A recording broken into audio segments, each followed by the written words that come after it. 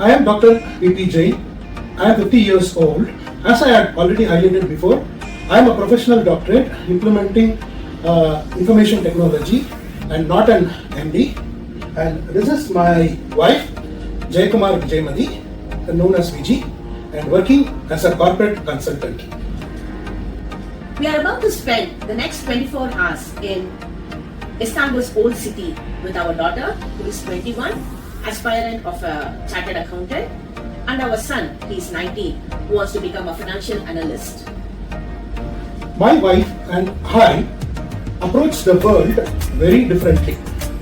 I see transformation systems, how things change over time, and she sees organizations, hierarchies, how systems actually work, whether they are built in 2025, 2026 or 5 AD. In the next 24 hours, we are going to walk through the Blue Mosque, the Basilica Cistern, and the Hagia Sophia. Literally 1,500 years of organizational and spiritual evolution. But this isn't going to be a facts and dates video.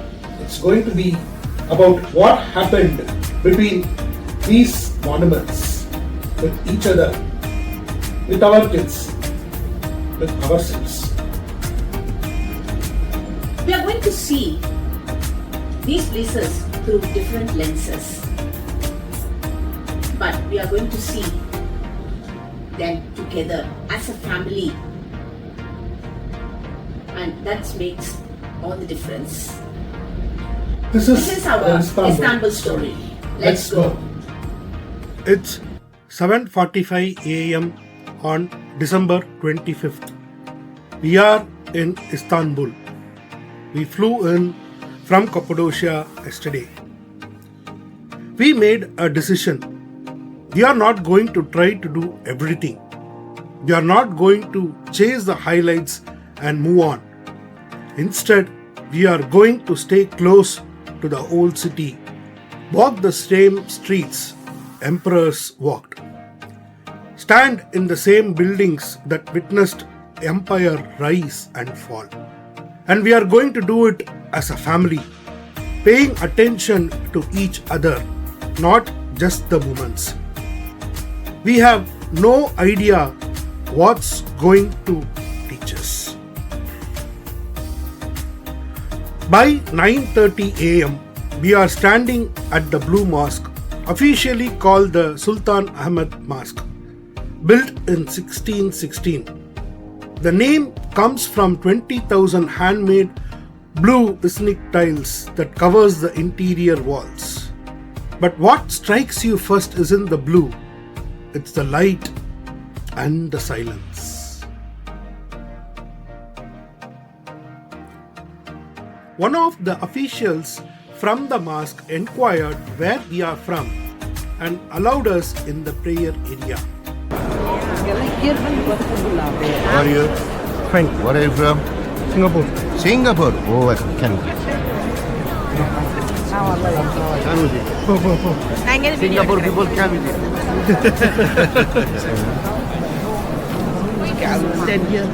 No problem. And he explained the architectural balance, how the massive dome is supported by those pillars that seem impossibly thin.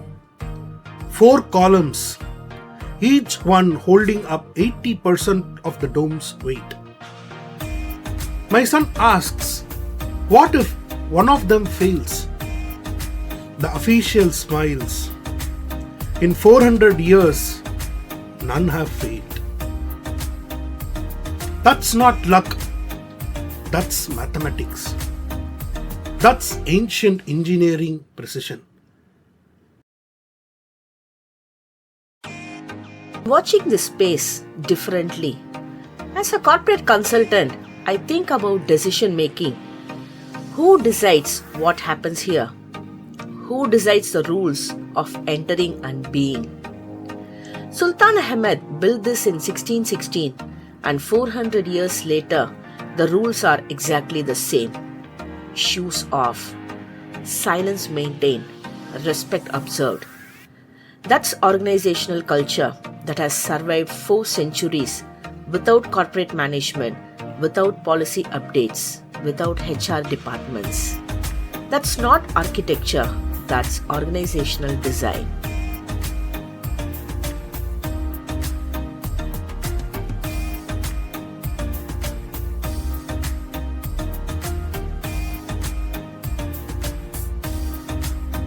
We sit in the mosque for 15 minutes, not taking photos, not checking phones, just sitting and observing the place.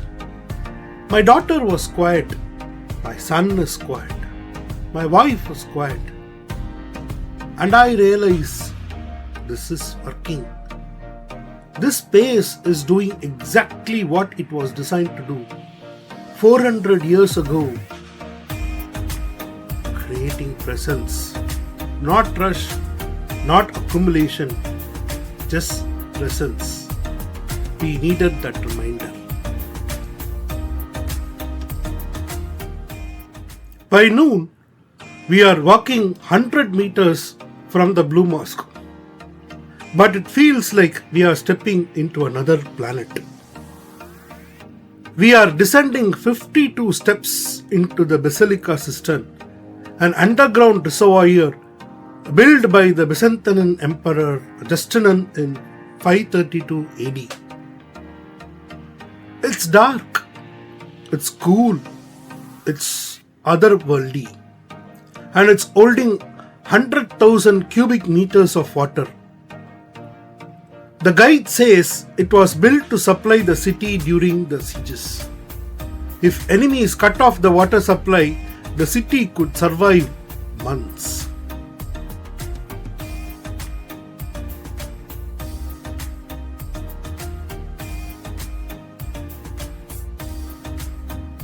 My son asks, how many people died building this? The guide shrugs. History doesn't say.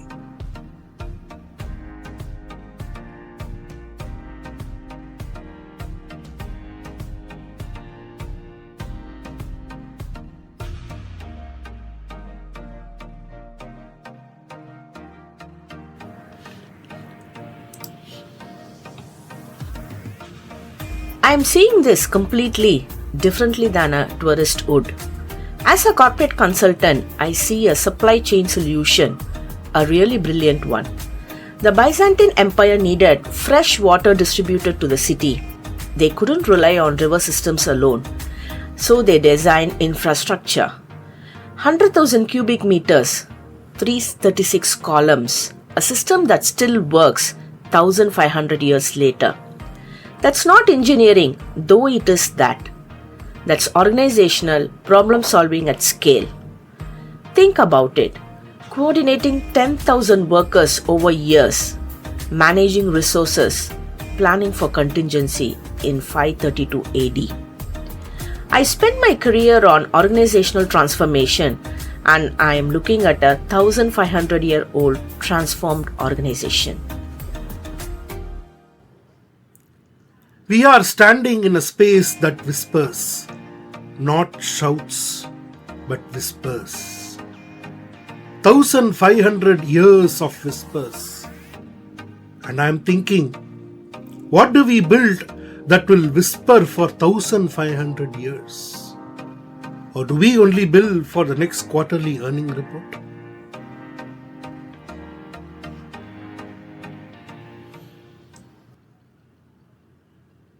After visiting Basilica Cistern, now we are heading to Hagia Sophia. Officially the Church of the Holy Wisdom. Built in 537 AD by the same Emperor Justinian, who built the Basilica Cistern just an hour away. The guide explains that Hagia Sophia hold the record for the largest unsupported dome in the world for 1,000 years. I come to Hagia Sophia. At first I want to start with the importance of this building. Wait, no, the Pantheon was first built in 125 AD. So actually the Pantheon held it for 400 years. Then Hagia Sophia took the record for 1000 years. But here's what's remarkable. Both buildings are still standing. Both still inspire awe. Both still function. We step inside this remarkable building.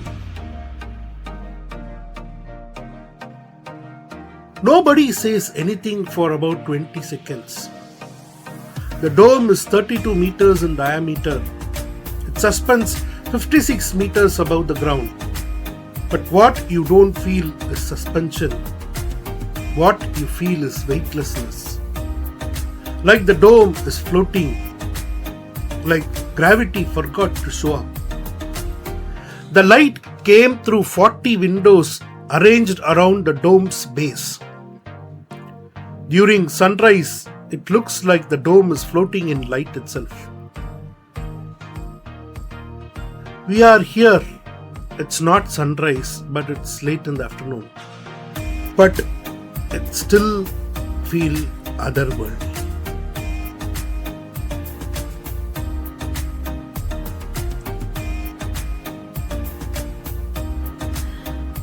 I have spent 20 years in organizational transformation, and standing under this dome, I'm thinking about something specific. How does an organization inspire for 1500 years? I have worked on corporate vision statements, strategic plans, change management initiatives, and they last maybe 3 to 5 years before the next reorganization. But this building has been a pagan temple, then a Christian church, then a mosque, then a museum, then briefly a mosque again. 5 different organizational purposes, and it still accomplishes what it was designed to do. Make you feel connected to something larger than yourself. That's not management, that's transcendent organizational design.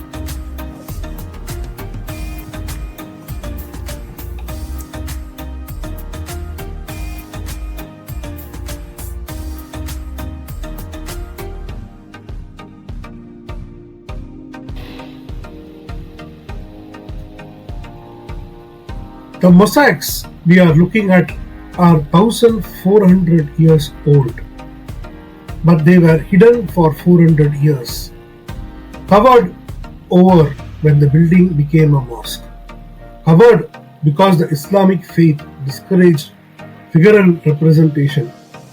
It wasn't destruction, it was respect. And when they were uncovered in the 20th century, they emerged basically unchanged, preserved by the very act of covering them.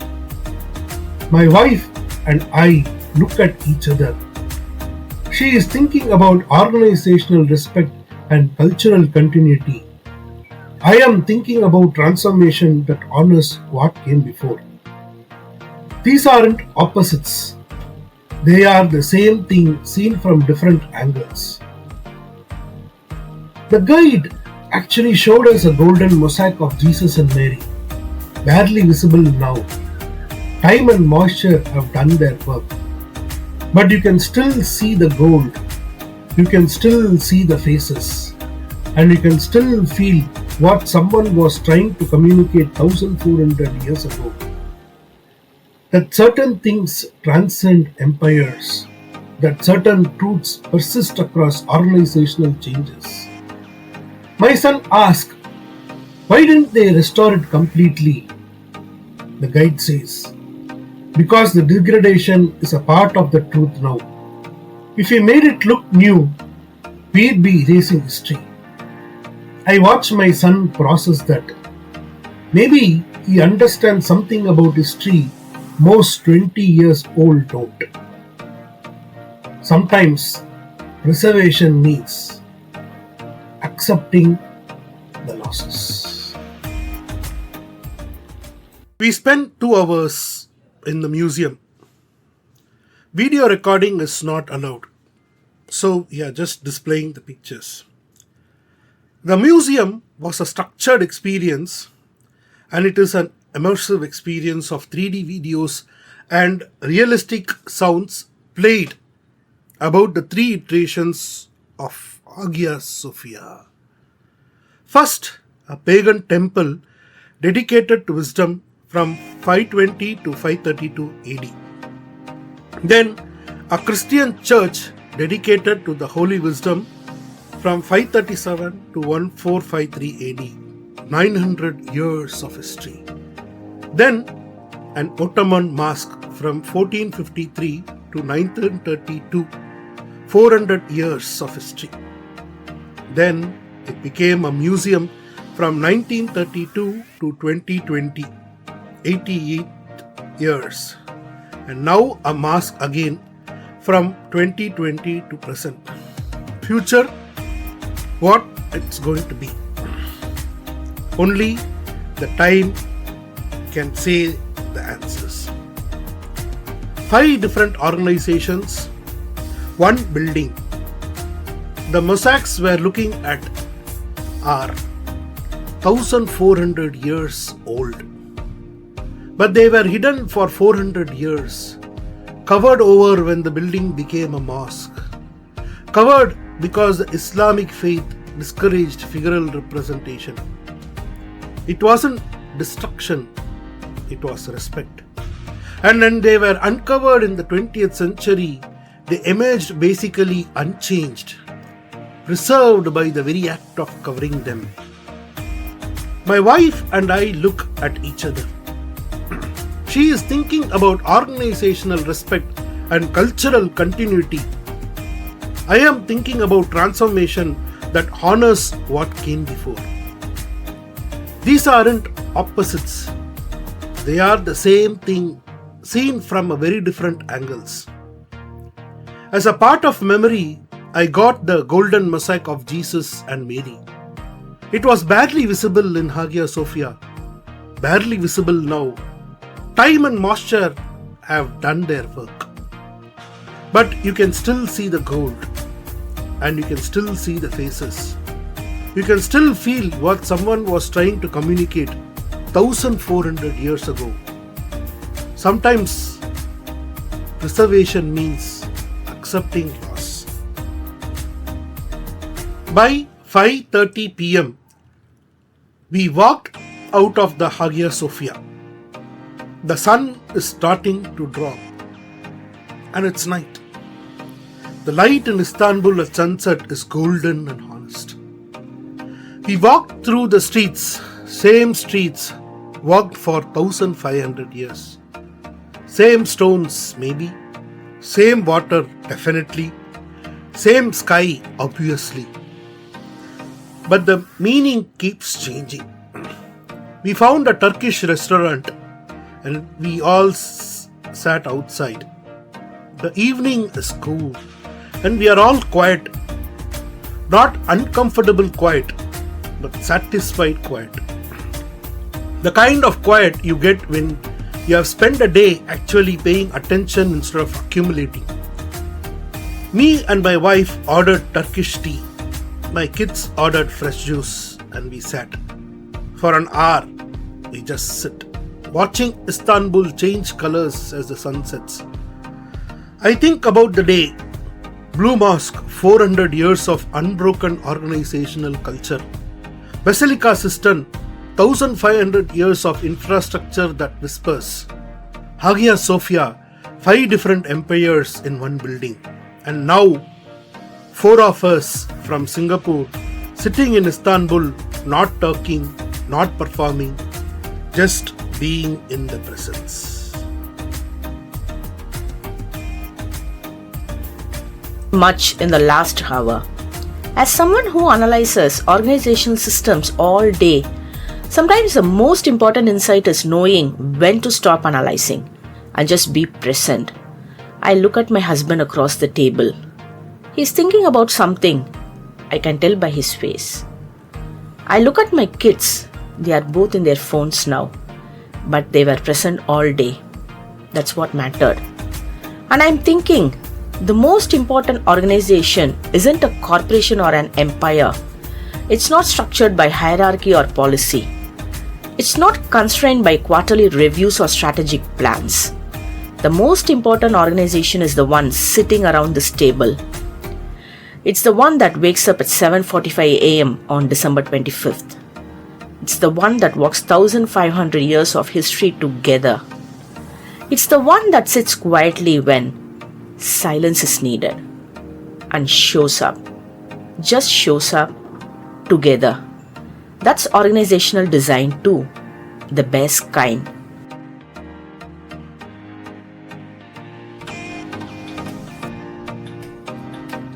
That was our December 25th. One day, first perspective, one city that's been teaching lessons for 1,500 years. We are only just beginning to understand what we learned. Tomorrow, we go deeper to places and parks and the Bosphorus River. But today, we learned that presence is more valuable than completion. That being together is more valuable than seeing everything. Thank you for spending this day with us. See you next Sunday.